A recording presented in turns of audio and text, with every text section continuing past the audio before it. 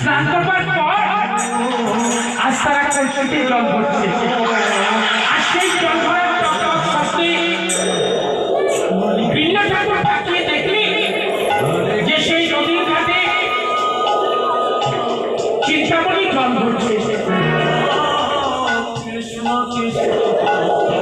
ভিন্ন ঠাকুর মনে মনে ভাবছে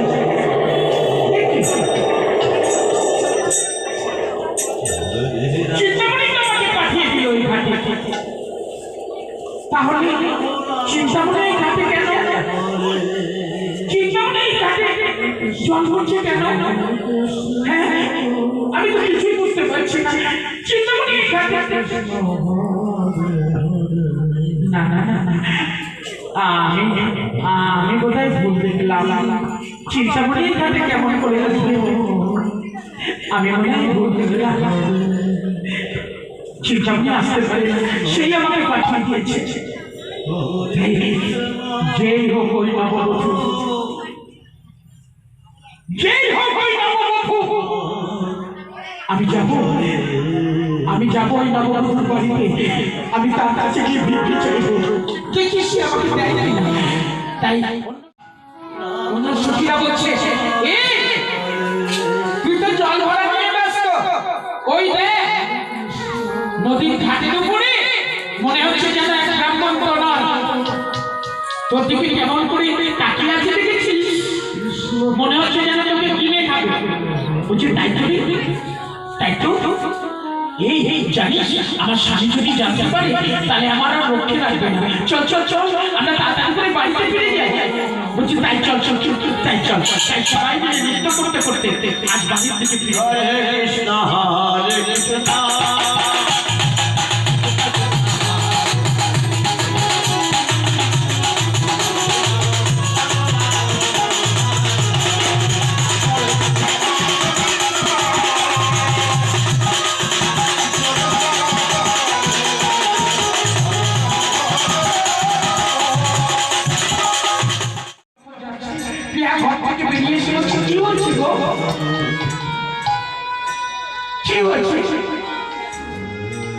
তোমার মায়ের জন্য যেন ছলছল করছে। বলছি জানো কি, আজ আমাদের ঘরে এক ব্রাহ্মণ ভিখারি এসেছে। বলছি সে তো আমি তোমাকেই বললাম। বলছি সে কি ভিক্ষা চাই তুমি জানো? বলছি দেখো স্বামী, আমাদের তো কোনো কিছুর অভাব নেই, তাই সে এমন কিছু নিশ্চয় চাইবে না যে আমরা দিতে পারবো না। কি ভিক্ষা চাই বলো? বলছি প্রিয়া, সেই কথা শুনলে তুমি আতঙ্কে শিউরে উঠবে প্রিয়া। সে কি ভিক্ষা চাই তুমি জানো? বলিতে নয়নকে যেন ফুটা অবস্থা গড়িয়ে পড়েছে। প্রিয়া বলছে স্বামী, তুমি কাঁদছো, তুমি কাঁদছো স্বামী। আমি তো তোমাকে কোনোদিন এইভাবে কাঁদতে দেখিনি। যেদিন থেকে তোমার ঘরে এসেছি সেই দিন থেকে তোমার চরণে আমি যে অঙ্গীকার করেছি, আমি শুধু তোমার, আমি শুধু তোমার, আমি শুধু তোমার প্রিয়া।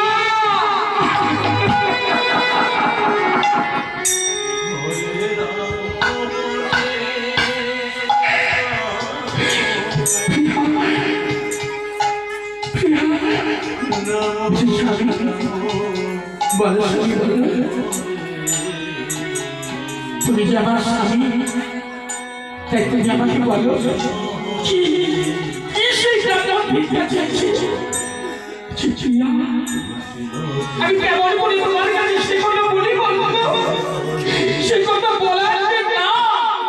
বলছি স্বামী, কি এমন কথা যে তুমি তোমার স্ত্রীর কাছে তুমি বলতে পারছো না? বলো স্বামী, বলো। তুমি নির্দ্বিধায় আমার কাছে বলো। সে কি ভিক্ষা চেয়েছে জানো? বলছে বলো স্বামী, বলো কি ভিক্ষা চেয়েছে? বলছে সে আমার কাছে ভিক্ষা চেয়েছে একটি রাতের জন্য। সে তোমাকে পেতে চায়।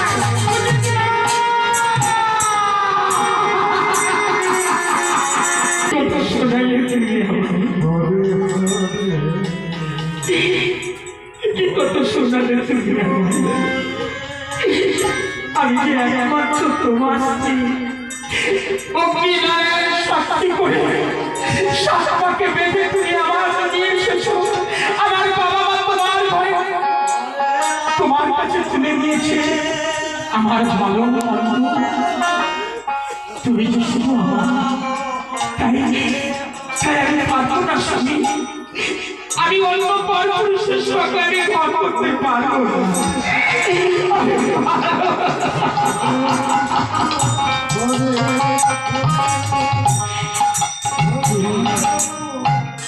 কিন্তু আমি যে তার কাছে 300 অঙ্গীকার করেছি, আমি যে তার কাছে 300 অঙ্গীকার করেছি,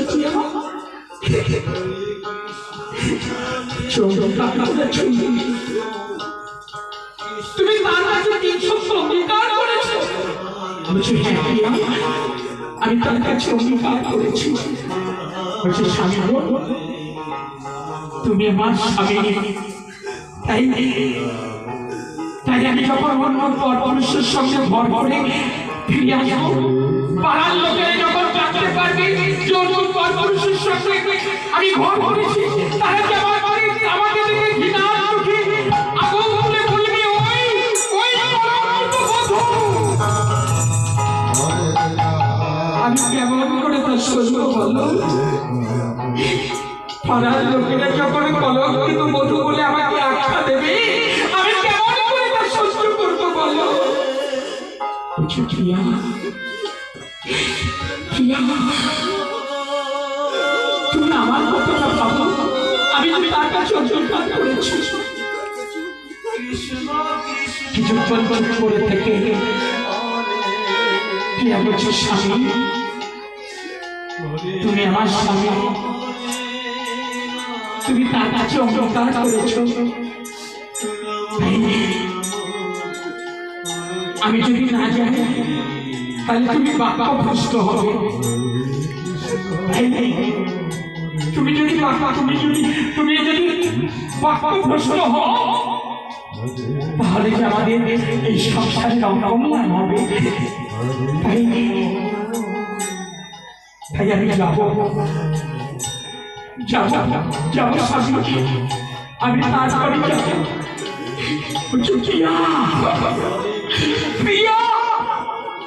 স্বামী গো, কিন্তু তোমার কাছে একটা অনুরোধ, আমি যখন আপনার পরপুরুষের সঙ্গে ঘর করে তোমার কাছে ফিরে আসবো, তুমি আমাকে স্ত্রী বলে মেনে নেবে তো? বলো স্বামী বলো, আমি যখন আমার পরপুরুষের সঙ্গে ঘর করে তোমার কাছে ফিরে আসবো, তুমি আমাকে স্ত্রী বলে মেনে নেবে তো? প্রিয়া, আমি তোমাকে কথা দিলাম প্রিয়া, তুমি শুধু আমার, তুমি শুধু আমার, তুমি শুধু আমার। সবাই মানে যখন কাঁদছে, প্রিয়া যখন কিছুতেই যেন যেতে চায় না অন্য পরপুরুষের কাছে, তাই দুজনেই যখন কাঁদতে কাঁদতে এক সময় স্বামীর কাছে গিয়ে বলছে, স্বামী দাদা তোমাকে প্রণাম করি।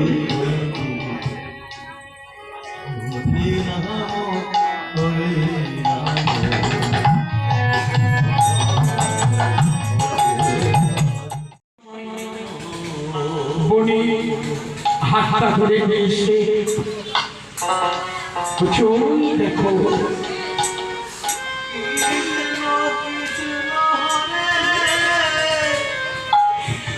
ওই দেখো প্রিয়া, ওই সেই ব্রাহ্মণ যে মাথাটা নিচু করে বসে আছে, তোমার জন্য অপেক্ষা করছে। যাও প্রিয়া, যাও, তুমি যাও। স্বামী কিছুতেই যেন যেতে চাইছে না, তাই খানিকটা ঠেলে দিয়ে বলছে, যাও প্রিয়া, যাও।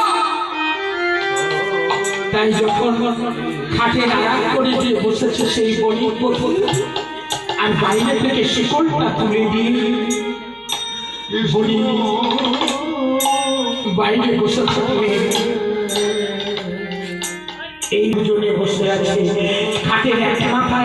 বলি বধূ, আর এক পাশে সেই কখন সেই বলির বধূ এখানে এসে বসেছে ব্রাহ্মণ তনাই কিন্তু লক্ষ্য করেনি। এক সময় হাতটা তুলে দেখলেন সেই বলির বধূ ফুপিয়ে ফুপিয়ে কাঁদছে।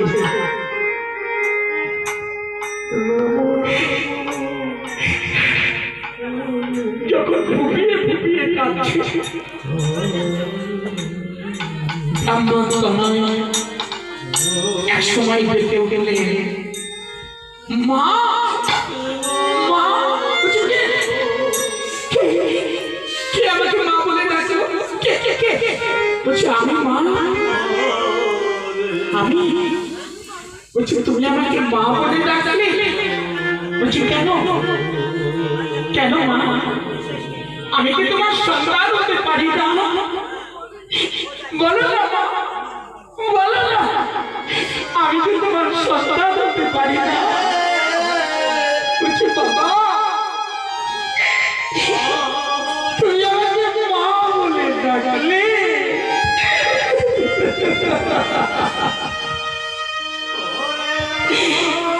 মা আমি তোমার কাছে কেন এসেছি জানো? কেন এসেছি তুমি জানো না? বলছি না তো বাবা, বলছি ভিক্ষা চাইতে।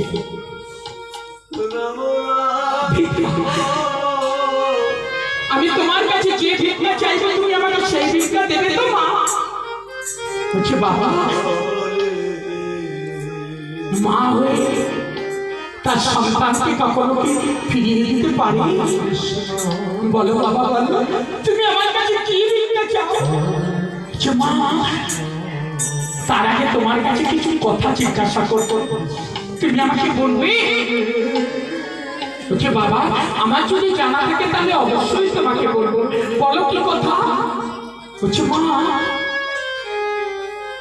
বলো তো মানুষের পা কোথায় থাকে? বলছে মানুষের পা, মানুষের পা মনে থাকে তো বাবা? মনে বুঝে না, না না, মানুষের পা কখনো মনে থাকতে পারে না। মন হচ্ছে দেহের রাজা, তাই রাজার মনে কখনো পাপ থাকতে পারে না। না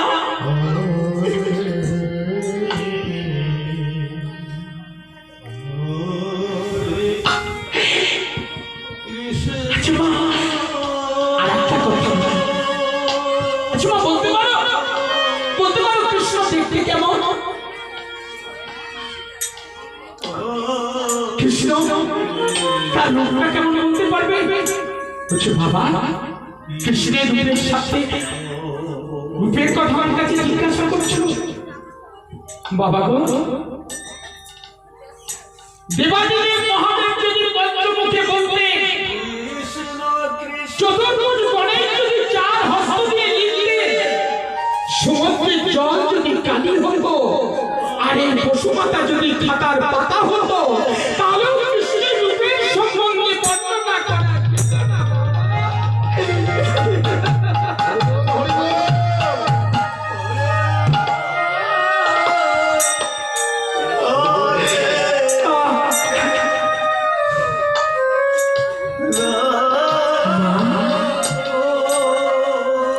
কৃষ্ণের রূপ তাহলে এমন?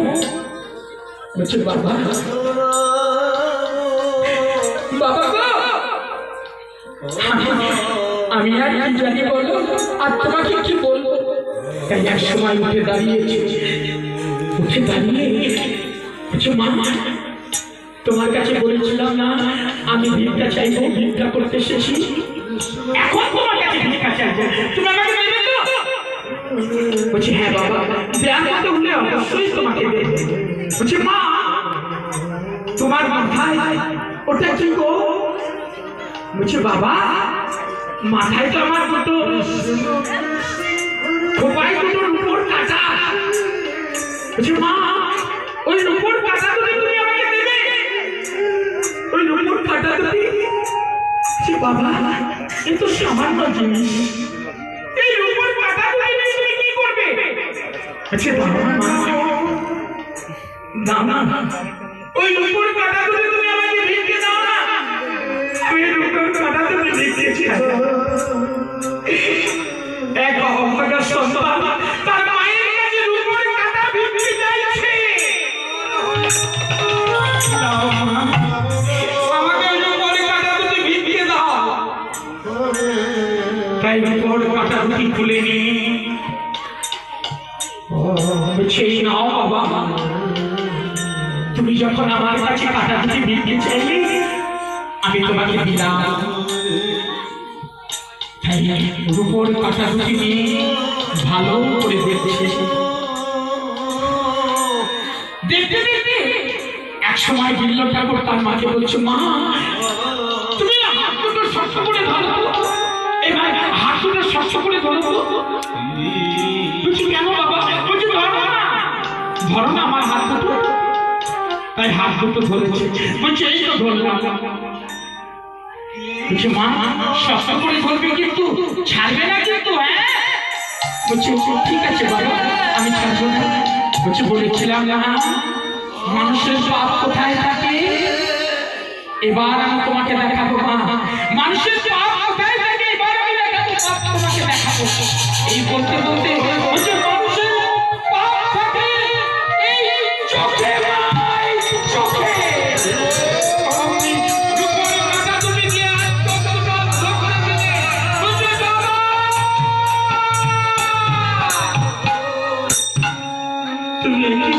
বাবা তুমি কি করলে? স্বামী তাড়াতাড়ি করে ছুটে এসো, স্বামী সর্বনাশ হয়ে গেছে। অমনি তাড়াতাড়ি করে ছুটে এসে বলছে কি হয়েছে?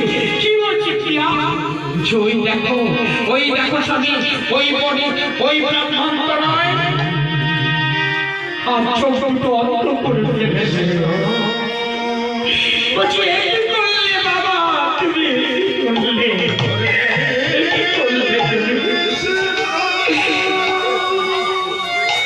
শেষ করে দিলাম।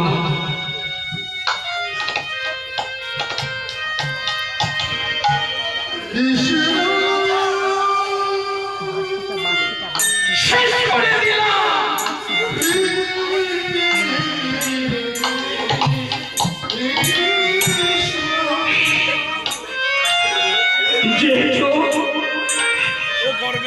শুধু রূপ যৌবনে আকৃষ্ট হয়ে তাকে দেখতে দেয় না,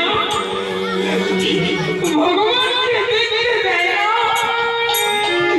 সেই চোখ দুটো আমি অন্ধ করে দিলাম।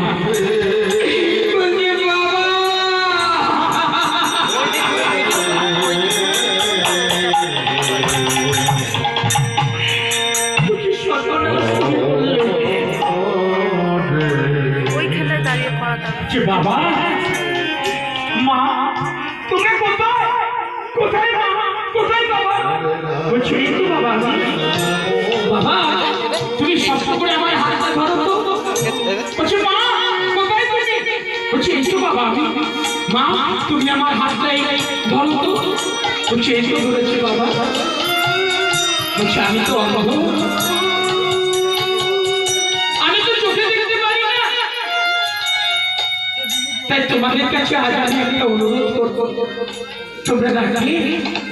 বলছি বলো বাবা। বলছি যে ঘাট থেকে আমি তোমাদের বাড়িতে এসেছিলাম সেই ঘাটে তোমরা আমাকে বসিয়ে দিয়ে আসবে। আমার চিন্তামণি বলেছে সেই ঘাটে বসে তাকে নাকি ডাকলে সে পার করে নিয়ে যাবে। তাই আমি তাকে ডাকবো। আমি তাকে ডাকবো মা, আমি তাকে ডাকবো বাবা। আমি দেখবো সে আমাকে পার করে নিয়ে যায়। চলো না মা, চলো না বাবা, চলো না আমার সঙ্গে কৃষ্ণ নাম করতে করতে চলো সেই ঘাটে। তাই আজ কৃষ্ণ নাম করতে করতে চলেছে সেই ঘাটে। হরে কৃষ্ণ হরে কৃষ্ণ কৃষ্ণ হরে হরে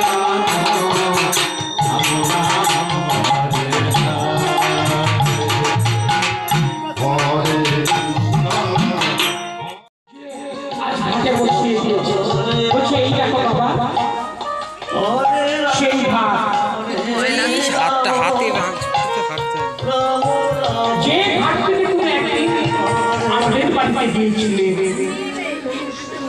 বসো বাবা, বসো বাবা, এখানে তুমি বসো। তাই বসিয়ে রেখে যখন চলে যাচ্ছে তখন বিল্ল ঠাকুর দেখে বলছো, মা ও বাবা, তোমরা আমাকে ফেলে রেখে চলে যাচ্ছ, আমাকে আশীর্বাদ করলে না তো? তাই দুজনে হাও হাও করে কাঁদতে কাঁদতে বলছে, বাবা গো, আমাকে আমাদের আশীর্বাদ করবার ভাষা আমাদের জানা নেই, তবে তোমাকে এইটুকু বলি বাবা, যে আশায় তুমি তোমার চোখ অন্তর করে দিয়েছো, সেই অন্তর চোখ দিয়ে তুমি যেন তাকে দর্শন করতে পারো বাবা, তুমি যেন তাকে দর্শন করতে পারো, দর্শন করতে পারো। এই কথা বলে চলে গেছে। তাই আজ বিল্ল ঠাকুর অহনগ্র দিন সেই ঘাটের পাড়ের উপরে বসে আজ কৃষ্ণ নাম করে, আর অহনগ্র দিন সেই রুটি অর্থাৎ নয়নজল আর সেই রক্ত যেন মিলে মিশে একাকার হয়ে যায়। আর তাকে ডাকে, হে গোবিন্দ, হে রাধারমণ, কোথায় তুমি? আমার চিন্তামণি আমাকে বলেছে তোমাকে ঘাটে বসে ডাকলে নাকি তুমি পার করে দাও। ওই আমি তোমাকে এত করে ডাকি, তুমি কি আমার ডাক শুনতে পারো না? আমাকে পার করে দাও, আমাকে পার করে নিয়ে যাও তুমি। তাই এক সময় যখন এইভাবে অহনগ্র দিন কাঁদি ডাকি, আর গোবিন্দ থাকতে পারে গো। তাই একদিন গোবিন্দ এসে বিল্ল ঠাকুরকে দেখে বলছে, বিল্ল ঠাকুর, ও বিল্ল ঠাকুর,